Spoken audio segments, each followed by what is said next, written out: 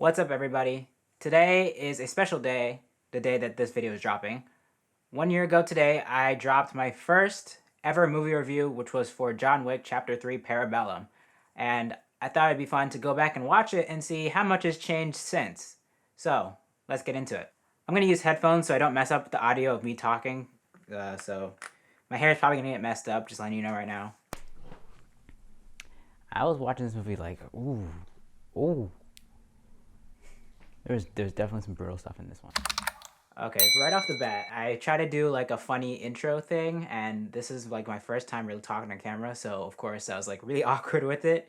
And as you can see, I had short hair back then for a while. But yeah, and about where I was filming, we gotta put a screenshot up on the screen.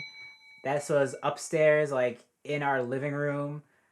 I had the light setup that I sort of have now. Like I have this LED panel up right here that I've had pretty much since the beginning, but that was it. I only had that, and I didn't have the colored light behind me, so it was kind of just using the window light behind me as sort of a backlight to kind of light up the side of my head, sort of. I don't know. I was trying that out. The only problem with filming in this spot was that it was very dependent on the time of day, so there's a certain time of the day where the sun is peeking through that side of our house, and so if I don't film at that time, then I miss out, and it's just a dark window.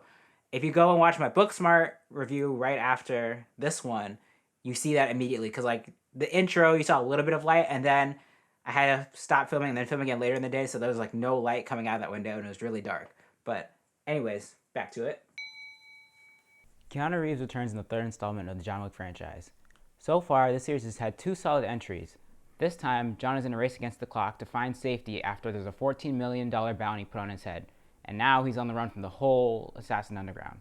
For the last few years, John Wick has been a standout in the action genre.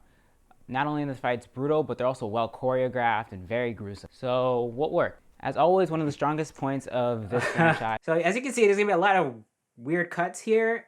One, again, because I was really new to editing, that kind of stuff. And then 2, because I was using a teleprompter, or at least my laptop, as a teleprompter, right? So I didn't actually have all my things memorized. I was just kind of reading off of it a little bit and then putting on the camera and then reading some more and then doing it. So you see a lot of cuts in between here, and so it's kind of messy in that regard, but I mean, the message gets across and I didn't stumble as much. At least I don't think I did. So that part is good, but it was kind of interesting trying to read off of a script of sorts. I think by the third review, I just ended up going off the top of my head, or not really off the top of my head, but like writing some more vague notes and then just kind of winging it. That's kind of my style now.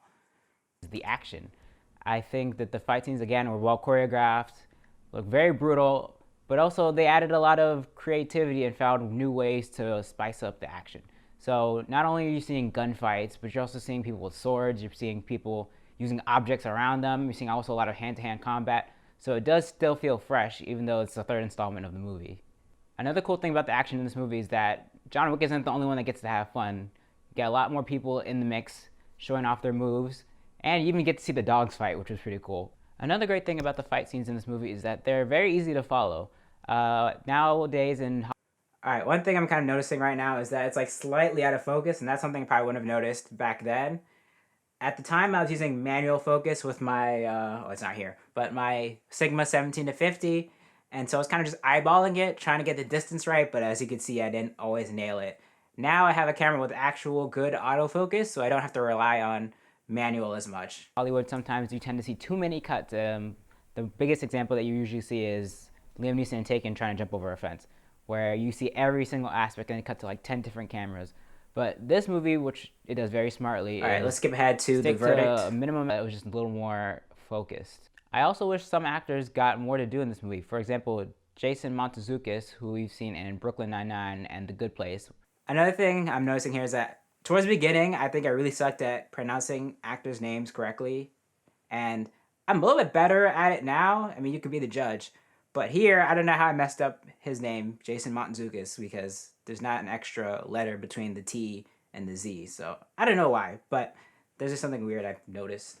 More of that in this movie to play off of Lawrence Fishburne and Keanu Reeves. The verdict. I think John Wick... See, you can notice right here is where I looked at the the teleprompter, my laptop, to read it off. So like you see, like I kind of look over to the side, and I probably should have edited that out or tried that again without looking. But it is what it is. This is my first one, of course. Chapter 3 is a solid installment to this franchise. I wouldn't say it's my favorite out of the 3 so far, but I think it's still a good popcorn flick. If you like loud, gritty action, then I think you'll love this. But also, if you're just a fan of the franchise, I think it's still worth going to see in theaters. So I would still recommend it. So what did you think of my review? Do you agree with what I said? Let me know in the comments below. I do want to do more movies this summer. I will definitely be going to movies a lot. So if there's other movies you want to see me review, let me know also in the comments. Follow me on Instagram at Cherrie Photography. Well, that doesn't exist anymore. Well, it does, but now it's the Cherrie Berry. Like, comment, subscribe. I will see you in the next review. Oh, and that was before. Wow, I didn't realize that's before I started saying see you in the next one, which I do now. But that was interesting. So I've come a long way, as you can see, from a production standpoint, from being better at talking to the camera. And so it's good to go back and see where you started, because it really helps put it in perspective, like how much progress you're actually making. So I just now want to say thank you to everybody that's been watching over the last year. It's been fun doing movie reviews.